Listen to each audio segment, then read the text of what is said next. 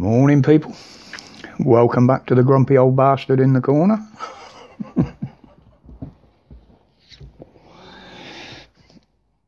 There ain't much that gets me down, but these arseholes in power at the moment really do.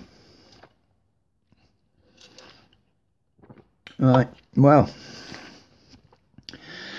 what did we get from yesterday's shuffle, as Boris is calling it? His cabinet shuffle. Well, he sacked a few, moved a few,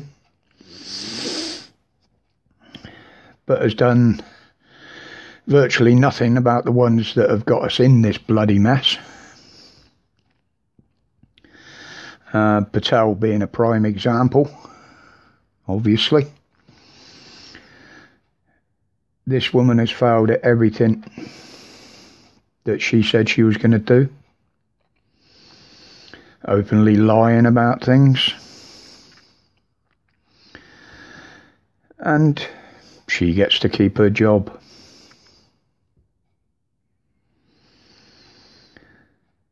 She should have been the first one to go. She really should. Well, after you, Boris, obviously.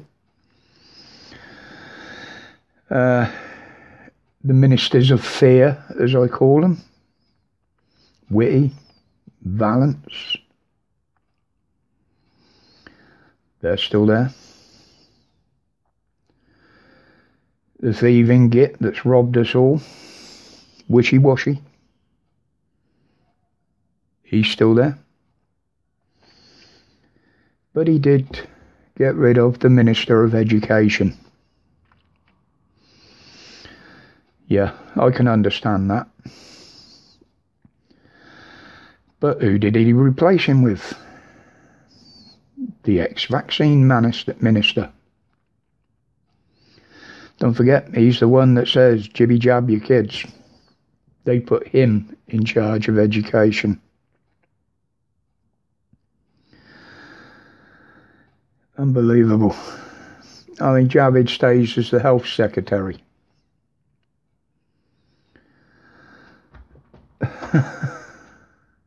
I mean, he's just another propaganda spouting little oik. I will say he has been more open about what he intends to do, although Boris has shut him down it a few times and told him to shut up.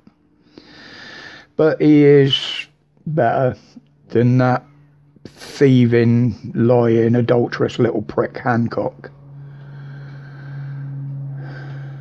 Not by much, but he is. Now, will this shuffle, and he's still moving a few about, I haven't quite heard what ones he's moving around today. But will this change anything? My opinion on it? No. There's more threats coming from them about what they intend to do, what they're threatening us with if we don't toe the line. So, no. Yeah, we are now under a dictatorship, basically. This is what the government have become. A dictatorship. Unbelievable. Just for once, Boris, it'd be nice to see you do something nice for the country. But it ain't gonna happen, is it? Anyway, that's my view on that one. And now we've got this evil little bitch, Beckram, whatever her fucking name is, Burnham, wants to come back again to England. Well, this woman, I'll call her a woman because she's not a teenager now, is a very, very dangerous person. This is why she was stripped of her citizenship in the first place. And that's how it should stay. She turned her back on the country. She turned her back on her family even, to go and join these radicals. Sorry, sweetheart, you made your bed. fucking sleep in it.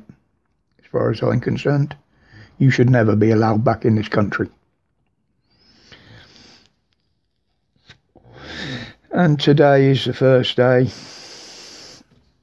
for the care home workers. Well, it's the last day for them to start getting their jibby jab if they want to keep their jobs. Now, Boris, these and the NHS staff that you're intending to mandate the jibby jab for next are the ones that have worked through the worst of the pandemic with little or no protection. And now it's winding down. They've done their job. They've got you out of the shit. And this is how you repay them, is it? Take this experimental drug or lose your job. Now, all this does is show us the level that you will stoop to push your narrative. You really do make my skin crawl. You really do. Unbelievable. You've killed the care sector now, because obviously you didn't get rid of enough of our olds. They still need caring for. And now you're forcing at least 10% of that workforce out of their jobs because of either religious beliefs or just for free thinking. Unbelievable. And then today the announcement is that you're going to collude with the Australians and the Americans to build nuclear submarines to be floating around in the China Sea. Is there something that's going to happen there you're not telling us about? Because we can see something coming. Especially with North Korea launching their new missiles everywhere. Alright, they're only testing, but we all know what tests lead to. And you said you will stand by the Australians like they stood by us during the wars. Well, how about the other people that stood by our side and died at our side? The Gurkhas, our veterans. Don't they deserve the same considerations? Because you don't give them it. You didn't even recognise them to start with. These are some of the most patriotic people you will ever come across. And you shit on them from a great height at every opportunity. You disgust me. You really do. And what makes you think you can keep a China Sea safe when you can't even keep the bloody English Channel safe? You know, the channel paddlers are still coming. Literally, as I'm talking, I've got a live stream on from Tracy down in Dover. And you've actually added to the fleet of taxis. I will leave a link to Tracy and several other channels in the description. Agent X, Savage Media. Check them out. And I watched the debate live yesterday on propaganda in social media, the misinformation from social media around the jib jab. And I said this before, it's fine for you to put out misinformation and terrifying information, but when someone rebukes it in a video, that's wrong, is it? You're allowed to spread propaganda, but nobody else is? Get a life, you prick.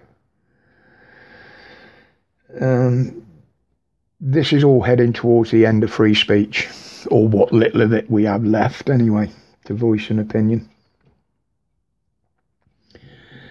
And on that free speech, did anybody else notice yesterday YouTube's, it might be a glitch, but They seem to be covering up all the thumbnails with their little square and their 3 dots on any channel that doesn't fit the narrative. It's just new harassment from YouTube. Well, I've taken up 10 minutes of your time, people. Thank you for your support, as always. As I say, this channel wouldn't exist if you weren't there.